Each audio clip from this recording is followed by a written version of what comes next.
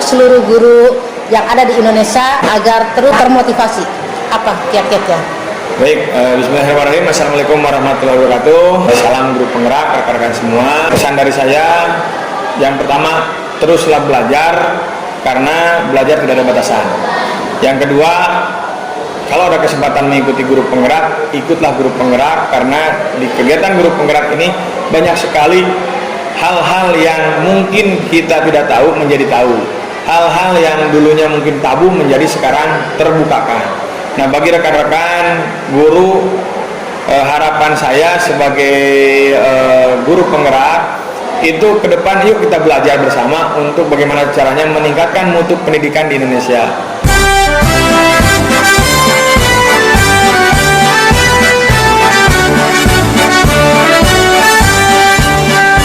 Bulatkan tekad, kuatkan hati, negeri ini memanggilmu kawan.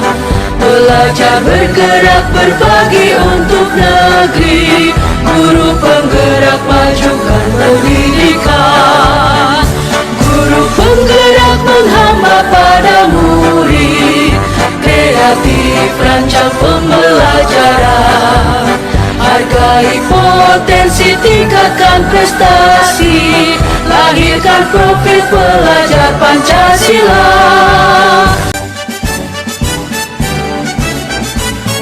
Assalamualaikum warahmatullahi wabarakatuh. Waalaikumsalam warahmatullahi wabarakatuh. Apa kabar Pak? Alhamdulillah baik, Bu. Sehat ya. Kemarin padahal dari mana? Aceh? Dari Aceh, kegiatan PON 2024, PON Aceh Sumut. Alhamdulillah kemarin baru datang semalam. Ya. Masih berasa capek ya? Ya. Tapi masih tetap semangat ya, karena Semangat. kita sebagai guru menghadapi anak-anak di sekolah, dan hari ini juga ada pendampingan ya Pak ya, setelah Bapak mengajar. Baik Pak, pada pendampingan individu yang kelima ini temanya yaitu tentang rancangan program yang berpihak pada murid, di mana fokus pendampingannya yang pertama refleksi penerapan aksi nyata modul 31 yang Bapak pernah melakukan wawancara ya dengan kepala sekolah, yaitu tentang pengambilan keputusan berbasis nilai-nilai kebajikan seorang pemimpin. Yang kedua, diskusi rancangan program yang berdampak pada murid yang Bapak sudah dapatkan di modul 3.3 ya, tentang rancangan program yang ada di sekolah. Yang ketiga, diskusi perkembangan komunitas praktisi, di mana Bapak telah mengimplementasikan dengan rekan sejawat ya. Dan yang terakhir yaitu penilaian praktik coaching, di mana sebagai tindak lanjut pada pendampingan individu keempat. Ya, apakah Bapak sudah memahami tema ini? Sudah, Bu. Sudah ya. Dan apakah Bapak juga sudah praktek coaching dengan rekan sejawat? Sudah. Sudah ya. Ya. Baik Pak, apa saja proses yang sudah berjalan selama 1 bulan terakhir? Baik Bu, untuk proses yang sudah berjalan selama 1 bulan terakhir ini adalah mengerjakan modul mulai dari 3.1, 3.2, kemudian 3.3. Nah, cuma kendala kemarin ada berbenturan dengan kegiatan PON, maka mungkin kurang fokusnya di modul 3.3 yang di akhir-akhir lah sebetulnya. Tapi yang pertama modul 3.1 yaitu terkait tentang pengambilan keputusan berbasis nilai-nilai kebijakan sebagai seorang pemimpin, di mana pengambilan keputusan berbasis kepada nilai-nilai kebajikan sebagai pemimpin adalah dalam keterampilan pengambilan keputusan kita harus sesuai dengan apa koridor yang sudah diajarkan. Kemudian yang berikutnya adalah 3.2 itu terkait pemimpin dalam pengelolaan sumber daya aset, di mana mengidentifikasi secara kolaborasi tentang aset yang ada di sekolah kita. Aset itu bukan hanya dari segi peralatan ternyata, tapi semua itu adalah aset milik sekolah. Kemudian yang ketiga adalah terkait pengelolaan program yang berdampak pada murid. Yang berdampak pada murid yaitu mengembangkan ide-ide dari ruang kolaborasi menjadi sebuah prakarsa perubahan, ya, yang tentunya dibentuk dalam bentuk manajemen perubahan yaitu Bagja. Nah, itu program yang direncanakan sudah berjalan meskipun masih dalam tahap sosialisasi, kemudian butuh namanya membalikan itu tidak bisa langsung 180 derajat, tapi bertahap lah ini seperti itu. Gitu kira-kira Bu. Ya, mengenai P4 ya, coaching dengan rekan sejawat, supervisi akademik. Apakah Bapak tadi kan Bapak sudah melaksanakan ya? Melaksanakan ya. Ya, dari pra dan observasi di kelas. Ya, baik. Gimana Pak, sudah mendampingi rekan sejawat itu dalam penyusunan RPP? Sudah. Tentunya RPP-nya berdiferensiasi. Ya. Nah, gitu Bu. Untuk pendampingan saya itu waktu itu rencananya tindak lanjutnya sebelumnya adalah tetap melaksanakan kegiatan proses pembelajaran sesuai dengan RPP yang sudah dibuat oleh teman sejawat, kemudian didampingi oleh saya sesuai dengan waktu PI 4 yang Ibu dampingi. Nah, itu saya keluarkan ke teman saya gitu. Nah, RPP berdiferensiasi dan diserta KSE, proses pembelajaran, yaitu membuat refleksi serta membuat langkah-langkah atau konsep terkait jawaban-jawaban kucih itu. Jadi seperti itu Bu. Nah, jadi jujur PI 4 itu, pendampingan 4 itu kemarin membantu saya kemudian untuk menularkan kepada rekan sejawat. Gitu Bu. Hal-hal yang dianggap sebagai capaian belajar selama 1 bulan terakhir itu apa? Capaian yang diperoleh yaitu penanganan kasus dengan menerapkan segitiga restitusi, control manager, kemudian serta siswa dalam mengikuti pembelajaran dan meningkatkan kreativitas dalam diri siswa itu sendiri. Kami sudah mulai mampu memanfaatkan profil murid untuk mengarahkan minat bakatnya Bu, gitu ya. Jadi dikaitkan dengan aset yang ada. Jadi seperti itu. Dalam bulan-bulan ini alhamdulillah Bu, saya pribadi menerapkan itu gitu. Jadi menggali potensi siswa itu, ketika ada masalah saya selesaikan dengan tidak seperti dulu. Kalau dulu menyelesaikan langsung jas gitu. Kalau sekarang kita gali dulu informasinya, kemudian dengan segitiga restitusi, kemudian diselesaikan dengan bijaksana. Kemudian alhamdulillahnya karena itu ada siswa itu adalah aset buat kita. Sejelek-jeleknya siswa ketika digali ternyata ada nilai positifnya. Seperti itu Bu. Tentunya program yang dibuat juga ada rancangannya Pak ya? Ada rancangannya, program yang dibuat ada rancangannya dengan alur bagja. Jadi sesuai dengan alur bagja, dengan rekan-rekan coaching dan semua lah stakeholder. Jadi kolaborasi kita Bu. Baik. Terima kasih Pak. Alhamdulillah ya, dalam 1 bulan ini Bapak sudah banyak menularkan kepada rekan sejawat dan pada peserta didik ya. Dari sikap dan keterampilan pun sudah mulai sudah padat ya Pak ya, dari modul 1, modul 2 dan modul 3 ya. Dan lupa Pak, nanti hasil dari kegiatan praobservasi, observasi dengan rekan sejawat, begitupun dengan modul ajarnya nanti saya minta IPA. Proses wawancara tersebut yang pertama saya mendapatkan solusi dari kegiatan ini, kemudian saya kaitkan dengan pembelajaran modul ini lah Bu, berkaitan dengan kegiatan wawancara kemarin. Yang pertama wawancara dengan kepala sekolah kami yaitu dengan Pak Muhammad Rahmat. Itu dalam pemutusan masalah itu sangat dilakukan dengan bijaksana. Intinya kepala sekolah kami Pak Rahmat itu menerapkan sistem konsep-konsep yang sudah dipelajari dalam modul 3.1 ini. Jadi dalam pemutusan keputusan Pak Muhammad juga melibatkan atau kolaborasi mulai dari semua stakeholder yang ada sehingga keputusan itu bersifat adil. Seperti itu Bu. Kemudian dalam menentukan permasalahan itu tidak diputuskan langsung sepihak, tetapi butuh kolaborasi mulai dari guru kelas, guru wali kelas, guru bidang studi, guru BK, kemudian wakil kepala sekolah, baru kepala sekolah. Kalau memang yang bersifatnya berat itu dikembalikan sesuai dengan arahan dari pemerintah. Bagaimana akhirnya kita minta naungan ke Dinas Pendidikan dan kemarin sempat juga mendatangkan dari Perlindungan Anak dan lainnya. Itu berkolaborasi intinya seperti itu. Jadi pemanfaatan aset yang ada.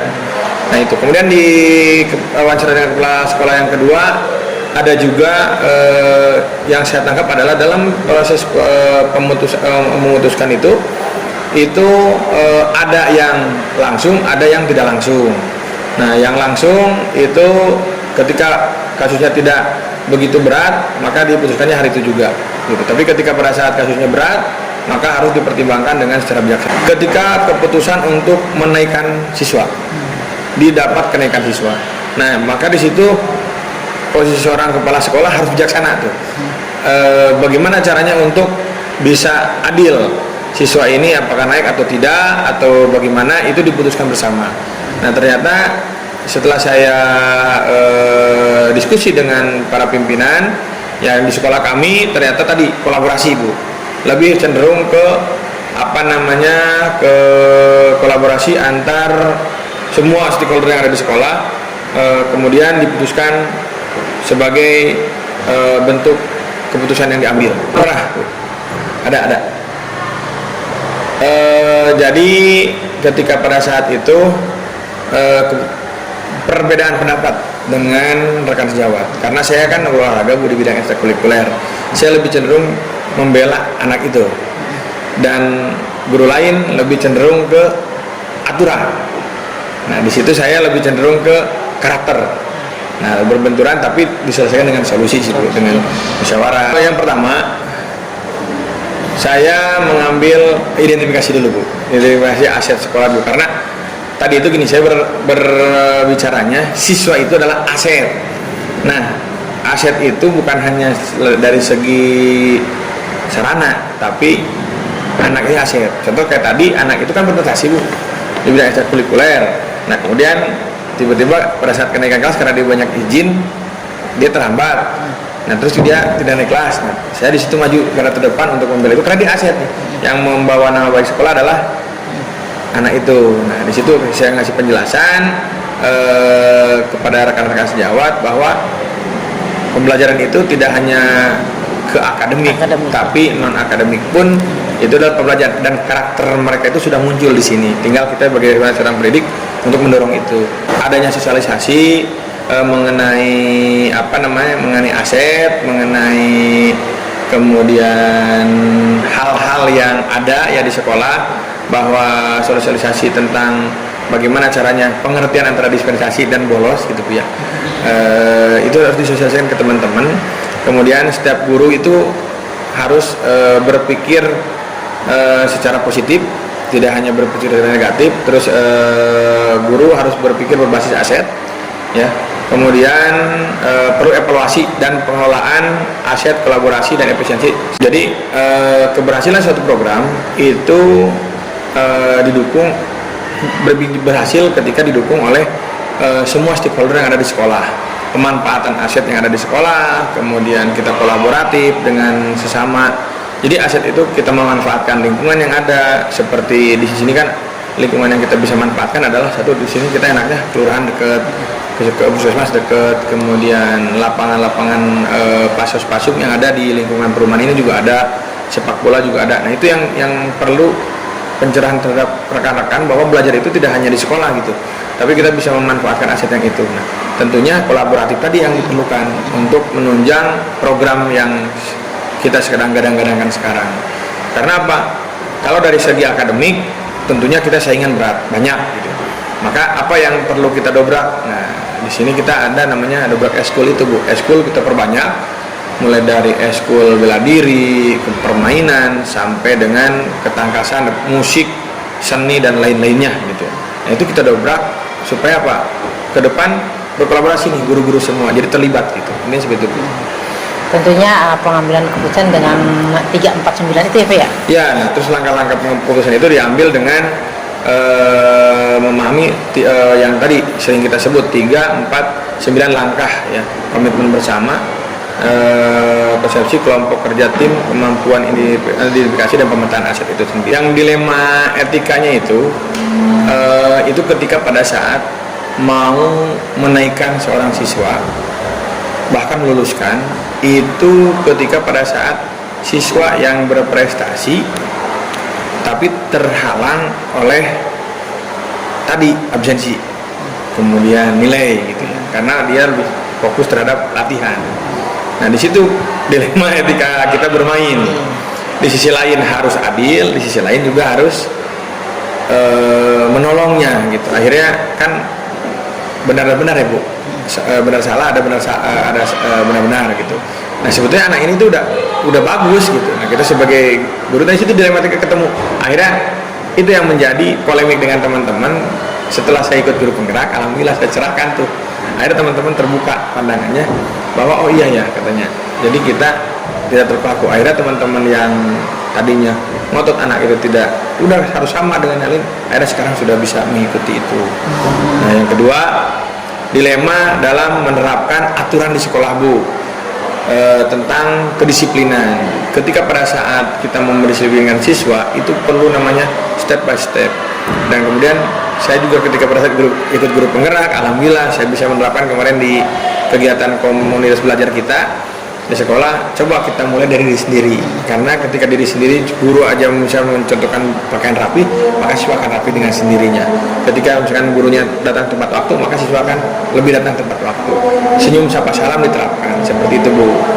Nah kemudian yang paling berat lagi adalah dilema ketika penerapan kedisiplinan siswa dan sudah ya Bu. Dalam pengambilan keputusan tentunya kita perlu adanya evaluasi Bu, evaluasi, refleksi, kemudian tentunya untuk kebaikan juga ya.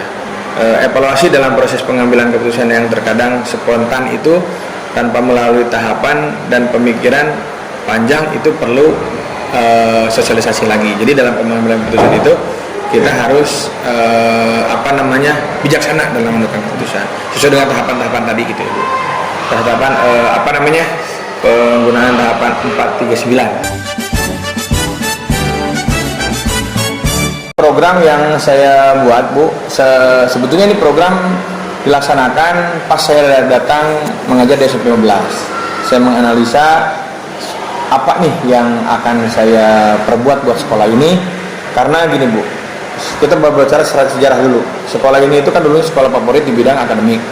Nah, kan tetapi dipandang sebelah mata dari segi non akademik, yaitu ekstrakurikuler. Makanya saya sebagai olahraga datang ke SMP 15, kemudian ikut CGP dan dapat materi program ini. Kemudian dalam semboyan CGP itu adalah bergerak, tergerak, dan menggerakkan. Nah, alhamdulillah nih saya itu bagaimana caranya menggerakkan teman-teman itu untuk mendobrak suatu program yang bisa booming. Tujuannya untuk menarik minat bakat siswa untuk masuk ke SMP 15. Kemudian supaya SMP 15 dapat diterima di sekolah negeri, jalurnya seperti apa aja. Nah, di sini saya waktu di ajaran baru kemarin saya memberikan namanya program itu Dobrak Eskul. Kebetulan di program ini nih di ACC. Dobrak Eskul ini adalah pengembangan ekstrakurikuler yang ada di sekolah kita. Contohnya apa? Ekstrakurikuler yang akan ditonjolkan itu seperti apa? Nah, alhamdulillah kita menunjukkan ada namanya pencaksilat untuk bela dirinya, ada taekwondo, ada karate. Kemudian untuk di permainannya ada bola basket, sepak bola, bola voli, dan kemudian di olahraga terukurnya ada olahraga dayung, olahraga renang gitu. Nah, kemudian di bidang lainnya ada science club, ada kemudian seni ya, ada musik dan lainnya. Itu adalah program yang sekarang saya ajukan ke sekolah dan alhamdulillah pimpinan merespon itu, kemudian dan komitenya. Disebutlah dengan namanya program Dobrak S. Yang pertama, menumbuhkan kepemimpinan murid dengan pendekatan berbasis aset yang ada di sekolah. Jadi memanfaatkan aset. Aset itu gurunya itu misalkan saya itu adalah guru olahraga yang kapasitasnya mampu dalam olahraga dayung. Nah, kita menggali aset ini supaya merangkul siswa untuk menjadi berprestasi itu di eskul ini. Makanya di sekolah mendirikan eskul dayung. Nah, itu jadi sesuai dengan minat bakat gitu seperti itu. Kemudian yang kedua, tujuannya adalah siswa berani mengekspresikan dirinya ya sesuai dengan bakat dan minat masing-masing siswa itu sendiri. Jadi kita memperbanyak nih eskul itu, Dobrak eskul itu. Eskul A tadi saya jelaskan di awal. Nah, siswa memilih sesuai dengan minat dan bakatnya. Nanti pun di perjalanan pasti akan mundur, Bu. Ada yang ngambil eskul 3 tapi ujungnya 1. Nah, itu adalah minat bakat siswa yang harus kita gali gitu. Yang kedua, melatih tanggung jawab dan pilihan ekspresi tadi. Jadi memilih itu ya, melatih tanggung jawab. Ketika dia udah memilih, maka harus tanggung jawab dengan pilihannya gitu. Nah, kemudian yang kedua, yang keempat adalah memberikan kebebasan kepada siswa untuk menyalurkan minat bakat melalui eskul ini. Tentunya kedepannya untuk berprestasi gitu ya Bu. Kemudian indikator tercapaian dan tujuannya tadi adalah peserta didik mampu menumbuhkan kepemimpinan dengan kekuatan yang ada pada dirinya. Jadi responsifnya itu tergali gitu Bu ya. Kemudian yang kedua, peserta didik berani berekspresi, berkreasi, kemudian tentunya terakhir berprestasi. Nah, kemudian yang ketiga adalah peserta didik mampu menunjukkan tanggung jawab dan dari pilihan eskul yang dipilihnya dengan finishnya adalah berprestasi. Kemudian bertujuan untuk nantinya bisa melanjutkan ke jenjang yang sejauh ini sudah sesuai dan perlu terus dikembangkan, ditingkatkan sesuai dengan apa yang program kita rencanakan. Pertama, dukungan itu regulasi dari kebijakan sekolah. Kemudian dukungan sekolah terhadap dobrak eskul ini, ya tentunya bukan sekolah aja sih Bu, komite gitu, karena eskul itu kan kita tidak mengerti lah, kita butuh biaya gitu ya Bu. Tapi nah komite lah di sini dilibatkan supaya bagaimana caranya dobrak eskul itu berhasil gitu. Apa yang menjadi tantangan Bapak pada saat pelaksanaan rancangan tersebut? Tantangan yang menjadi tantangan itu yang menjadi nomor satu adalah tantangan ketika pada saat program ini tidak berhasil. Keberhasilannya itu adalah ketika pada saat yang dinilai itu ketika pada saat di awal bagus, ketika di pertengahan parak vakum gitu, tidak sampai dengan finish. Nah, harapan program ini kan dari awal itu dobrak eskul diadakan itu untuk bagaimana caranya mengembangkan kreativitas siswa, kemudian siswa itu berprestasi, dan hasil akhir adalah mereka bisa keterima jalur prestasi di negeri, bukan hanya di akademik lah Bu ya, tapi di jenjang berikutnya. Iya betul. Nah itu tolak ukurnya. Nah contoh di tahun kemarin itu atlet dayung itu 6 orang keterima jalur prestasi di SMA negeri. Bukan 6 orang, 8 orang itu keterima di SMA negeri, SMA dan SMK lah gitu ya. Nah itu adalah salah satu tolak ukur Bu yang ada. Nah kemudian yang dari eskul karate pun demikian. Nah yang menjadi tolak ukurnya itu. Nah ada juga eskul yang maaf gitu Bu, tidak sampai ke sana gitu, karena hanya udah kata selesai kewajiban, yaitu menciptakan studi agensi gitu Bu. Studi agensi, kemudian kolaborasi antara komite menunjang kegiatan ini berhasil. Kemudian sekolah juga dari pendanaan dari semua mual lah ya Bu, seperti itu. Di sekolah kami sudah ya Bu, sudah ada dibentuk komunitas belajar SMP 15. Komunitas ini sebagai pemicu dalam pengembangan diri anggota dan sebagai wadah untuk berbagi pengalaman belajar serta merancang strategi pembelajaran yang berpihak pada murid. Itu tentunya yang sekarang dilaksanakan di sekolah kami. Salah satunya saya karena di sini itu yang CGP itu hanya baru saya, di sini saya tertantang untuk menjalankan program ini yang disesuai dengan perintah kepala sekolah, wakil kepala sekolah bidang kurikulum dan staf untuk menjalankan komunitas belajar ini. Alhamdulillah sih Bu, sudah mulai berjalan. Perubahan paradigma ya Bu yang terlihat dalam komunitas belajar ini. Sebelumnya itu teman-teman itu acuh tak acuh tentang perubahan. Nah setelah ada komunitas belajar ini, contoh apalagi sekarang di keguruan itu ada namanya PMM. Nah teman-teman guru itu baik yang baru sampai yang senior terpacu dan bertanya wadahnya di mana? Ya di komunitas belajar ini gitu ya. Kemudian kemarin saya di P4 ada pembelajaran berdiferensiasi. Kemudian saya juga luar terapkan ke teman sejawat untuk bagaimana caranya pembelajaran itu berdiferensiasi, penerapan KSE, PSE, guna untuk menciptakan suasana belajar yang lebih harmonis, lebih enak gitu. Apalagi karena gini Bu, sekarang kendala yang terjadi dalam pembelajaran itu adalah ketika dari istirahat pertama ke atas gitu, apalagi istirahat kedua ke atas. Nah itu perlu bagaimana strategi yang bagus untuk melakukan pembelajaran gitu, seperti itu Bu. Ya, tentunya biasanya adanya ice breaking biar nggak Ya, nah itu jadi lebih menyenangkan gitu Bu. Itu diajarkan adanya ada mindfulness gitu, ada di komunitas belajar. Yang pertama itu saya menjalankan komunitas belajar yang sudah ada di SMP 15. Kemudian yang kedua mungkin menumbuhkan komunitas belajar ini lebih aktif, kemudian mendorong dan mendampingi anggota komunitas ya menerapkan dari hasil belajar yang saya terima dalam kegiatan CGP ini. Saya tularkan ke teman-teman supaya komunitas belajar ini lebih berjalan dengan baik. Artinya ketika Bapak sudah selesai dengan program PGP ya, PGP.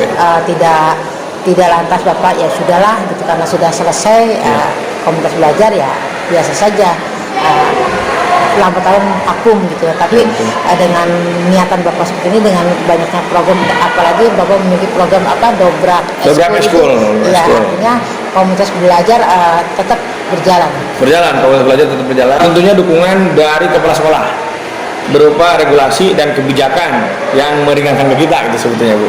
Kemudian serta dukungan dari komunitas sekolah serta masyarakat lingkungan sekitar supaya pembelajaran di SMP 15 itu lebih baik dari sebelumnya.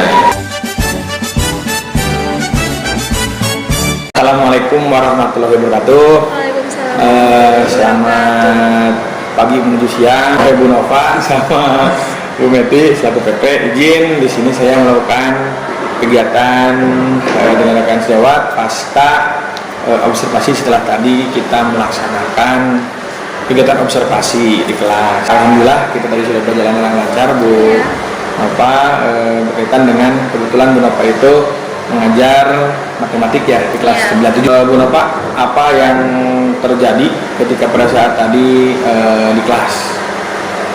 Misalkan seperti ini,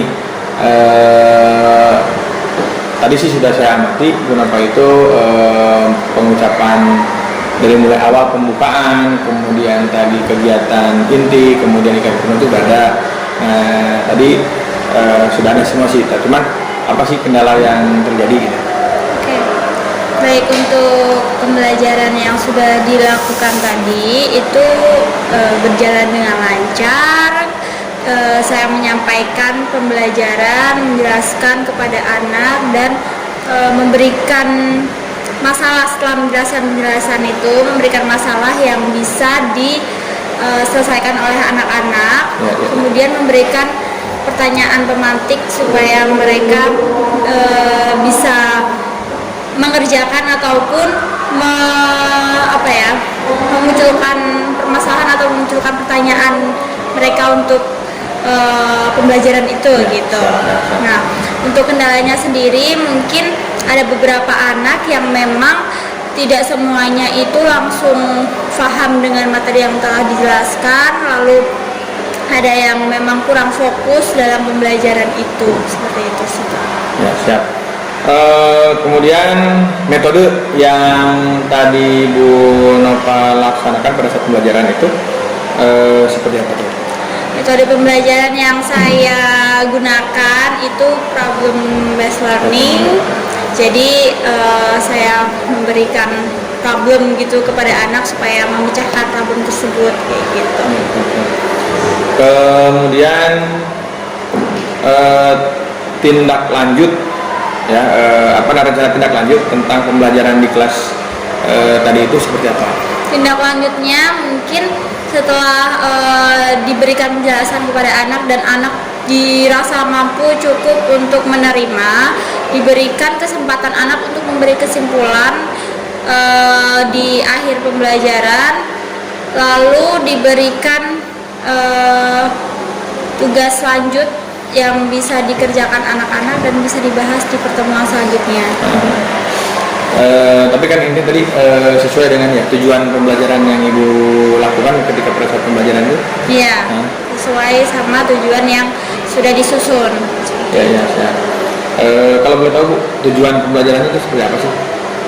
Tujuan pembelajaran dari materi yang saya pakai itu menuliskan perkalian bilangan dalam bentuk perpangkatan, lalu menentukan hasil perpangkatan suatu bilangan. Jadi kan ini materinya tentang perpangkatan seperti itu. Nah, jadi siswa peserta didik mampu untuk menentukan hasil dan menyelesaikan permasalahan dalam kehidupan sehari-hari. Siap.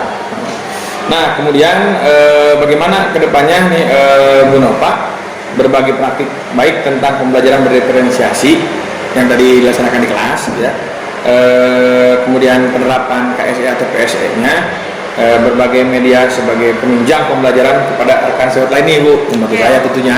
Oh iya.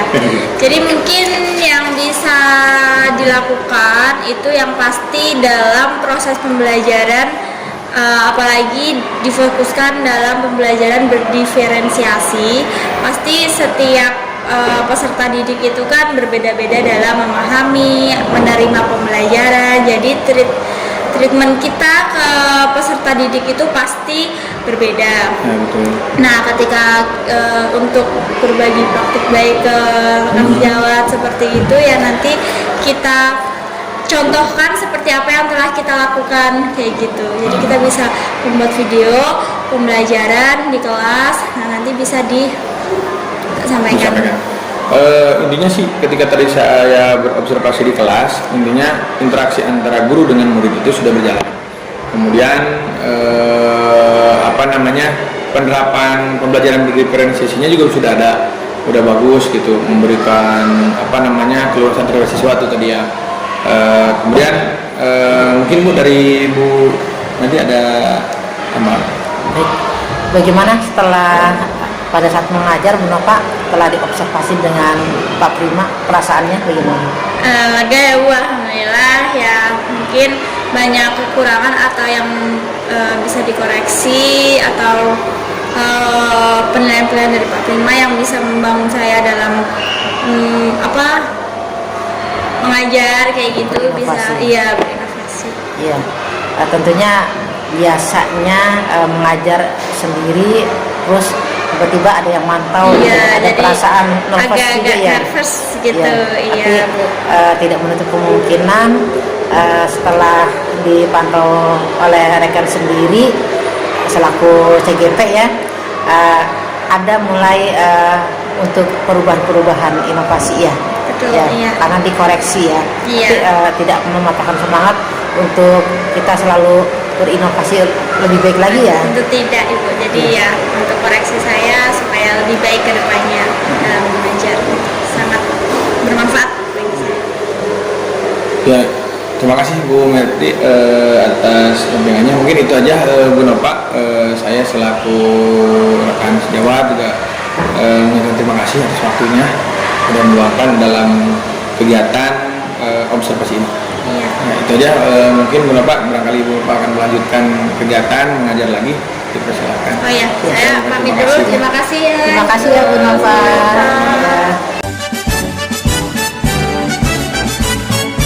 Tentang bagaimana pemecahan kasus terhadap siswa yang dulunya kita itu pemarah, sekarang bagaimana caranya kita menyelesaikan dengan segitiga restitusi. Jadi sekarang bagaimana caranya saya mengajarkan menyelesaikan kasus itu ke siswa itu tidak menyelesaikan secara satu pandangan saja, tapi bagaimana cara kita menyelesaikan dari dua pandangan yang berbeda menjadi satu. Kemudian kita dalam memutuskan suatu keputusan itu perlu adanya tahapan-tahapan yang perlu kita laksanakan. Kemungkinan ya. Nah, itu dilema etika.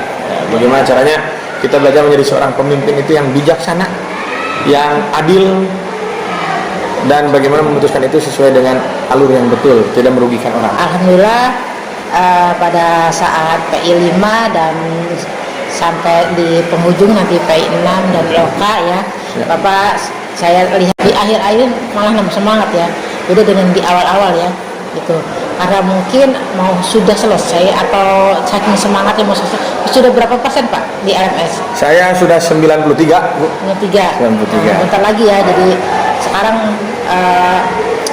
tinggal dikit lagi, jadi kita masih lebih semangat lagi Pak ya. Siap Bu. Baik Pak, saya mau mengingatkan tentang umpan balik 360 derajat ya, yang nanti kayak gitu ini sebelum PI 6 semuanya itu ada di LMS. Nanti Bapak menyebarkan dan mengumpulkan ini, menginput survei tentang kompetensi guru penggerak, di mana sudah dilakukan di PI 2, PI 3 ya. Iya. Ya, angket itu. Iya, kuesioner itu 1 kepala sekolah, 5 rekan guru dan 5 guru memori mahasiswa. Nah, pada saat itu siswanya kelas berapa Pak? Kelas 7 dan kelas 8. Oh, berarti aman ya?